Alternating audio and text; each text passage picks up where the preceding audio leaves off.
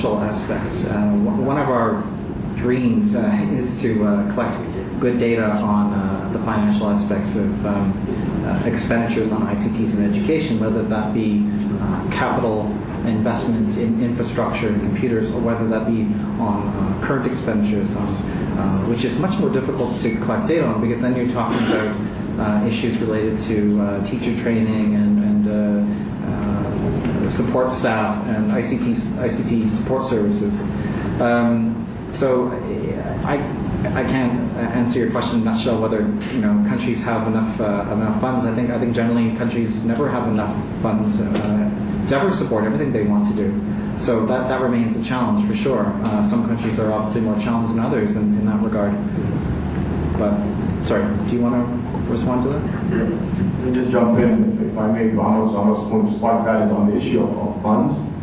I think in our part of the world, funds are available, but they're often misused or misplaced, misallocated. We spend now about 35 million of mistaken GEs on printing books. So that amount, if you invested on digitizing curriculums and changing curriculums and making them applicable online, would be a wise thing than keep spending money on printing books.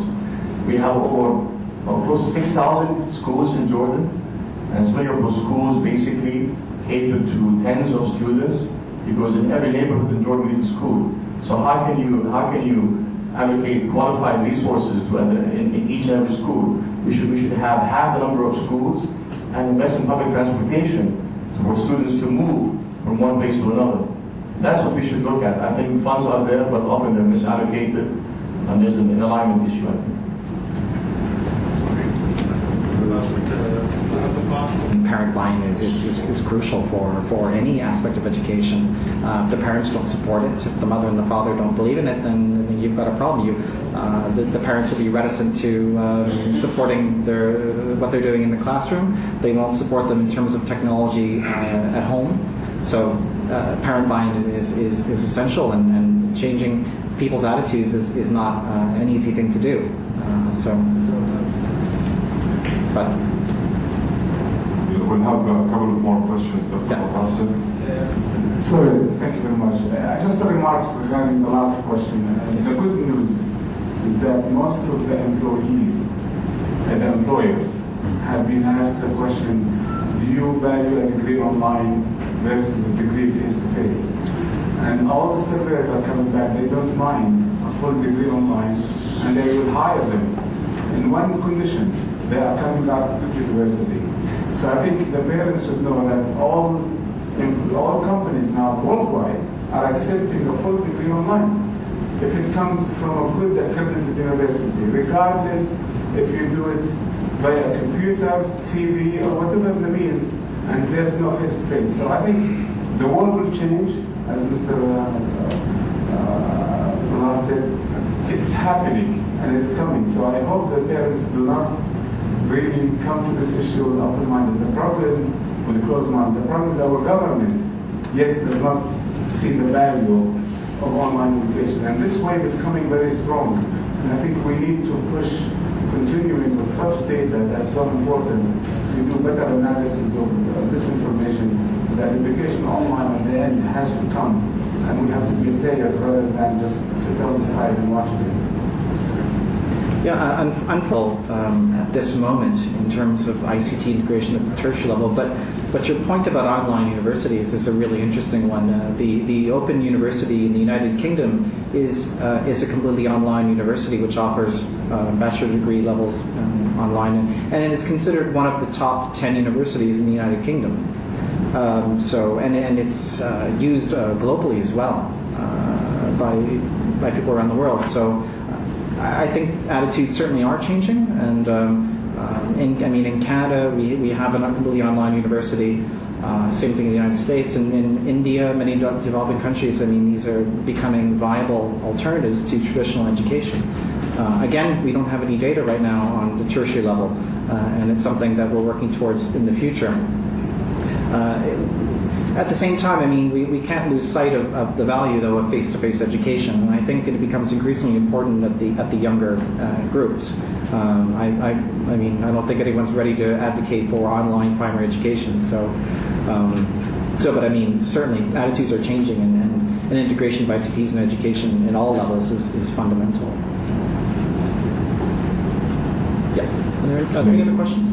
Yeah, I actually introduce myself. My name is Fadi Dawood. I'm from the USAID funded Fiscal Reform Project. I don't have a question, but more of tackling some points here that has been raised.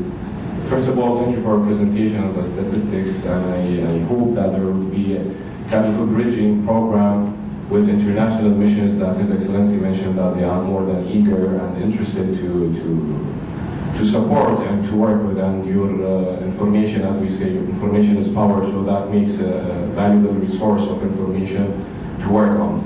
I know USAID Jordan has awarded $31 million in financing schools to build and renovate schools in Amman and in rural areas. So that is a kind of the international mission support to the Jordanian government by building schools and providing some kind of assistance to the community and civil society by supporting the education, at least in the infrastructure. Also, I want to tackle a point about the online education.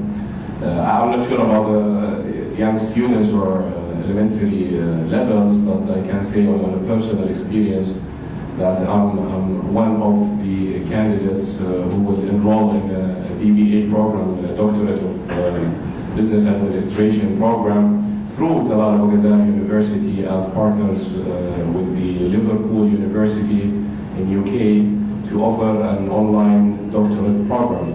I did my own homework in regards of searching about the UK Liverpool accreditation, which is accredited internationally, and in UK it has the unique and very prestigious accreditation. I had consulted with my brother-in-law who was a professor at the Old Dominion University in the US, also to make sure more am I investing in the proper program with the proper university. And the result of that is, yes, it is one of the 100 accredited and well-known universities all around the world, and it has the prestigious accreditation in Jordan and all around. So for my unique case, as a person who's not willing to travel and to spend 2 or 3 years outside Jordan and stick to my family here, but also I don't want to leave my passion behind and commitment to continue education, I found the online degree is meeting my need, which I know that it's many people's need, but there's a fear of really going into online while it's only in Jordan, while it's not in anywhere in the world. Because in the US at least, and my brother-in-law told me that he's lecturing online, and he is giving his courses online in the US, in the university that's few blocks away of his residence, and that's part of the curriculum, and it's all accredited and approved. So hopefully we will find this kind of approach that's supported by Talal Abu-Ghazaleh University that goes along the whole country, because the need is there. It is just to break the wall of fear. Thank you.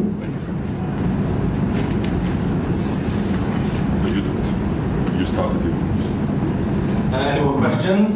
I think that's it for today. Lunch will be ready within the next 10 minutes, the infamous lunch which Mustafa Nasser means. So it's ready. So please make your way down. Just closing remarks. I want to close by thanking you, Peter, for an excellent presentation. I'm grateful to UNESCO for this initiative, and Marina, your presence made us feel wonderful. It demonstrates your commitment, and I thank you for being with us.